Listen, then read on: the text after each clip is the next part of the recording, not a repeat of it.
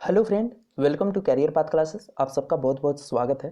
तो फ्रेंड, आज की इस वीडियो में हम लोग सिंधु नदी के सहायक नदियों के नाम को ट्रिक से याद करेंगे। आज की इस वीडियो में हम लोग क्या करने वाले हैं, तो सिंधु नदी की सहायक नदियों के नाम को ट्रिक से याद करने वाले हैं। ठीक है, उससे पहले हम लोग ये जान लेते हैं कि सिंधु नदी की कितनी सहायक नदियाँ हैं।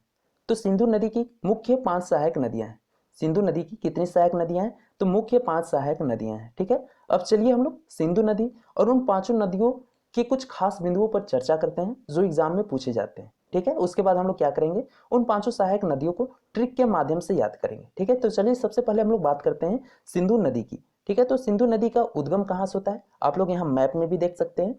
तो सिंधु नदी का उद्गम तिब्बत स्थित मानसरोवर झील के पास से होता है। सिंधु नदी का उद्गम कहाँ से होता है, तिब्बत स्थित मानसरोवर झील के पास से होता है। क्लियर है। अब इसकी कुल लंबाई के बारे में बात करें तो सिंधु नदी की कुल लंबाई कितनी है, 2880 किलोमीटर है। कितनी है, 2880 किलोमीटर। सिंधु नदी की कुल लंबाई कितनी है, 2880 किलोमीटर। ठीक है, और सिंधु नदी अरब सागर में गिरती है।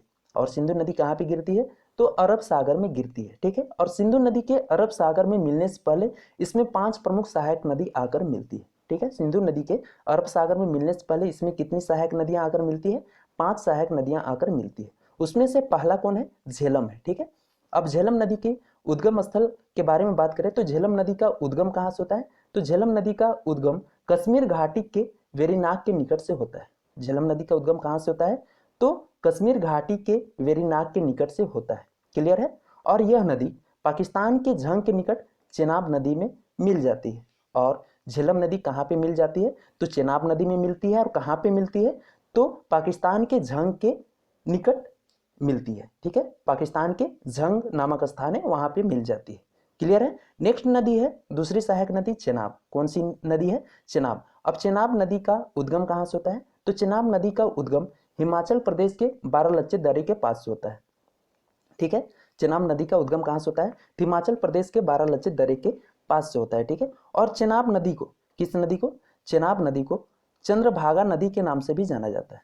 किस नदी के नाम से जाना जाता है, तो चंद्रभागा नदी के नाम से जाना जाता है। अब क्यों जाना जाता है, तो इस चेनाब नदी का निर्माण दो नदियों के मिलने से हुआ है। कौन कौन नदी, चंद्रा और भागा। ठीक है, कौन कौन नदियों से मिलने से हुआ है, चंद्रा और भागा। इस वजह से चेनाब नदी को चंद्रभागा नदी भी कहा जाता है। क्लियर है। और एक पॉइंट पर यहाँ पे ध्यान देना है कि चेनाब नदी, कौन सी नदी, चेनाब नदी सिंधु नदी की सबसे बड़ी सहायक नदी है। चेनाब नदी सिंधु नदी की सबसे बड़ी सहायक नदी है, ये याद रखना है। क्लियर है। नेक्स्ट हम लोग बात करते हैं रावी नदी की। किस नदी की, रावी नदी की। अब रावी नदी का उद्गम कहाँ से होता है, तो इसका उद्गम हिमाचल प्रदेश के, कहाँ, हिमाचल प्रदेश के रोहतांग दर्रे से होती है। रावी नदी का उद्गम कहाँ से होता है, तो हिमाचल प्रदेश के रोहतांग दर्रे से होता है। क्लियर है। और यह रावी नदी पाकिस्तान के झंग के निकट चेनाब में मिल जाती है। ठीक है, और यह रावी नदी कहाँ पे मिलती है, तो चेनाब नदी में मिलती है। और कहाँ पे मिलती है, तो पाकिस्तान के झंग के निकट में होती है। क्लियर है। अब आगे हम लोग बात करते हैं ब्यास नदी की। किस नदी की, तो ब्यास नदी। अब ब्यास नदी का उद्गम कहाँ से होता है, तो यह रोहतांग दर्रे के निकट ब्यासकुंड से निकलती है। ब्यास नदी रोहतांग दर्रे के निकट ब्यासकुंड से निकलती है। ठीक है, और यह नदी हरिके यानी पंजाब के हरिके नामक स्थान पर सतलुज नदी पे आकर मिल जाती है। ब्यास नदी कहाँ पे आकर मिलती है, तो सतलुज नदी में मिलती है। और कहाँ पे मिलती है, तो पंजाब के हरिके नामक स्थान पर आकर मिलती है। क्लियर है। आगे हम लोग बात करते हैं सतलुज नदी की।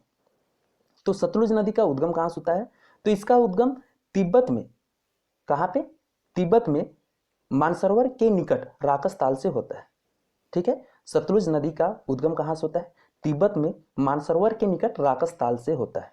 क्लियर है। तो फ्रेंड, यहाँ पर हम लोगों ने सिंधु नदी और उन पांचों नदी सहायक नदियों के बारे में जाना। अब यहाँ पे और दो खास पॉइंट के बारे में हम लोग बात करने वाले हैं जो काफी ही इंपॉर्टेंट है। ठीक है, उसे ध्यान से देखना है। तो सबसे पहले पॉइंट पर की ओर जाते हैं। तो सबसे पहला पॉइंट है यहाँ पर, जहां पर ब्यास और सतलुज नदी मिलती है, तो कहाँ पे मिलती है, तो पंजाब के हरिके नामक स्थान पर। ठीक है, और वहीं से भारत देश की सबसे लंबी नहर इंदिरा गांधी नहर निकलती है। ठीक है, आप लोग यहाँ पे मैप में भी देख सकते हैं, जहां पर ब्यास और सतलुज नदी का संगम हो रहा है, कहाँ पे हो रहा है, तो पंजाब के हरिके नामक स्थान पे। ठीक है, और वहीं से देश की सबसे लंबी नहर इंदिरा गांधी नहर निकल रही है। क्लियर है, कोई प्रॉब्लम नहीं। ठीक है, अब चलिए नेक्स्ट पॉइंट की ओर बढ़ते हैं। तो नेक्स्ट पॉइंट हमारे यहाँ पे था कि झेलम को और चेनाब और रावी को, इन तीनों नदियों को वेद में या इनका पुराना नाम क्या है? ठीक है, तो झेलम का पुराना नाम क्या है या वेद में झेलम नदी का क्या नाम है? तो वितिस्ता। झेलम को क्या कहा जाता है? वितिस्ता। चेनाब का पुराना नाम क्या है? अस्कनी। ठीक है, और रावी को परुसनी कहा जाता है। क्लियर है? तो चलिए फ्रेंड, अब हम लोग उन पांचों सहायक नदियों को ट्रिक के माध्यम से याद करते हैं। ठीक है, चलिए सबसे पहले हम लोग देखते हैं ट्रिक क्या इसका ट्रिक है। ट्रिक क्या है वो देखते हैं। तो झेलम को ब्यास का चैन रास नहीं आया। ट्रिक क्या है?